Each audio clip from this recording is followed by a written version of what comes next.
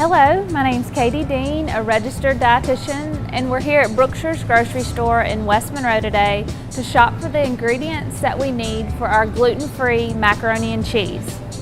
The items on our grocery list today are unsweetened almond milk, a healthy butter substitute, reduced fat cheddar cheese, and gluten-free macaroni. Crystal's using unsweetened almond milk in the macaroni and cheese recipe today instead of regular whole milk. Almond milk, since it's not from a cow, is lactose free and it's much lower in fat and calories. It has no cholesterol like regular cow's milk would have. By using the unsweetened almond milk versus whole milk, you save 110 calories per cup and also about 5 grams of that unhealthy saturated fat. So in this recipe, which uses 4 cups of the almond milk, you save almost 450 calories just by using this milk over regular whole milk. The next item up on our grocery list is a healthy butter substitute. Crystal's using this Smart Balance light butter that's made with flaxseed oil. It's got a lot less fat and calories than regular butter. It's made with the flaxseed oil, so it has a high concentration of heart-healthy omega-3 fats. There's a couple of other choices though if you don't like the Smart Balance butter.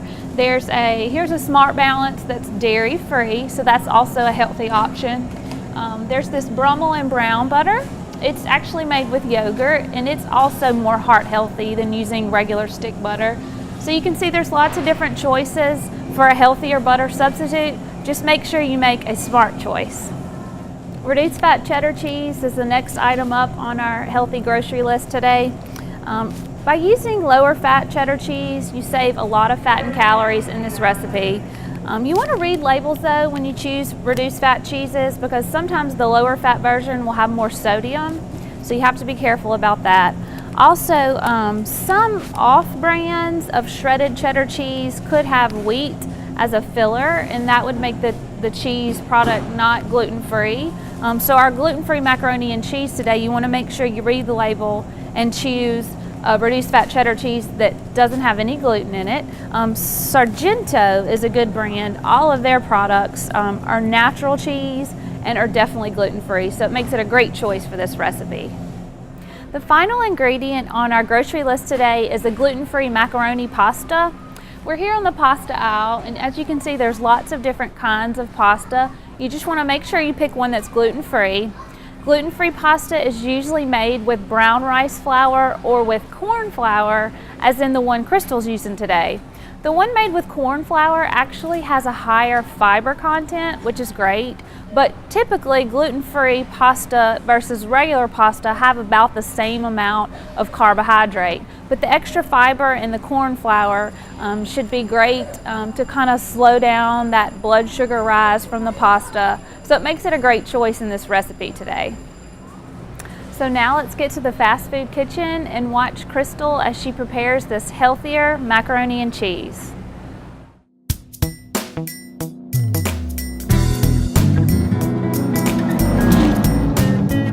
Hello and welcome to the fast food kitchen. Today in the kitchen we're going to be making mac and cheese.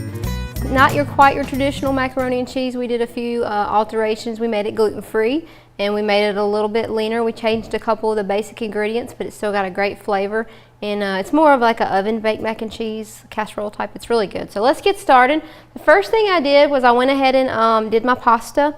You want to choose a gluten-free pasta, and there's a lot of different kinds you can choose. The one I have today is corn based, and I went ahead and did the package directions about half the time. It was about 9 to 10 minutes of boiling time. I cut that in half because you're going to put it in the oven. You want it to be a little bit firm, and so I took it out after 5 to 6 minutes of boiling.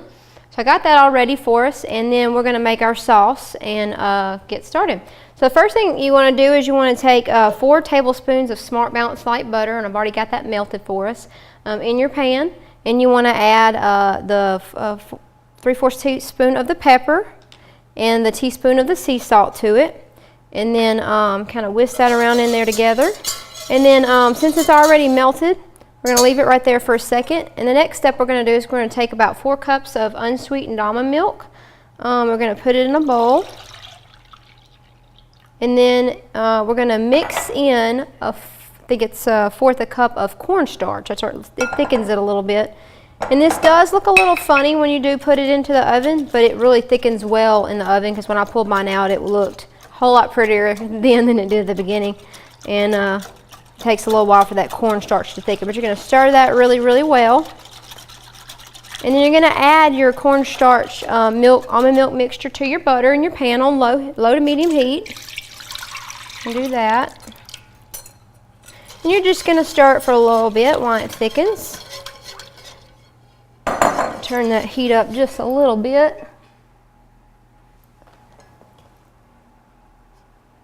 Okay, so we're going to stir that up, and that's our butter and our salt, our pepper and our milk.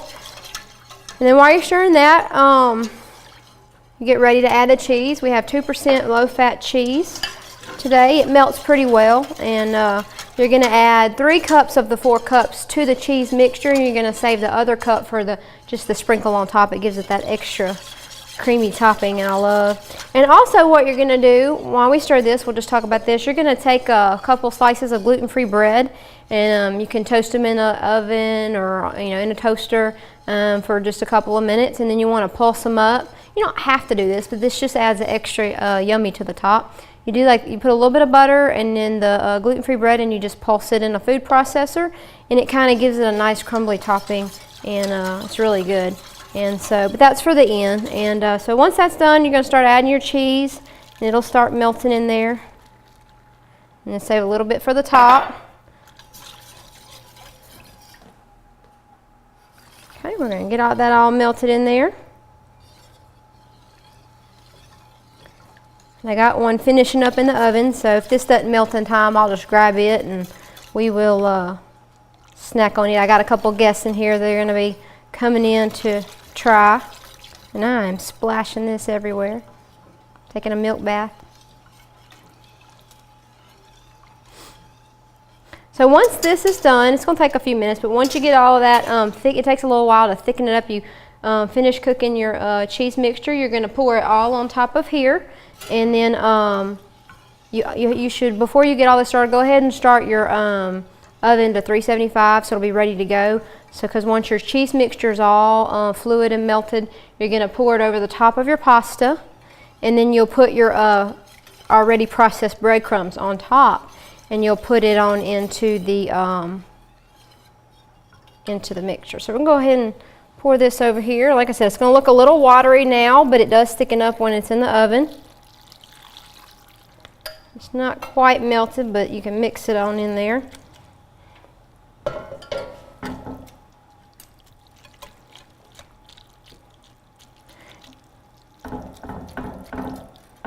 Just make sure you get it good and mixed. And then you want to put your breadcrumb toppings on top. And you'll bake it for the 375 for about 25 to 30 minutes. Just keep an eye on it. But I already got one done, so I'll pull that one out for us.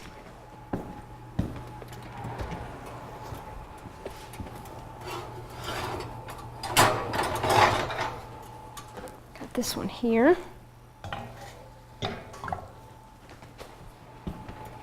Okay, I have a couple of my co-workers that are going to come up and try it. Got our fitness intern and our fitness specialist here to try and see what they think. So it might be a little warm, so don't get a tongue burn. Looks good. Enjoy, y'all.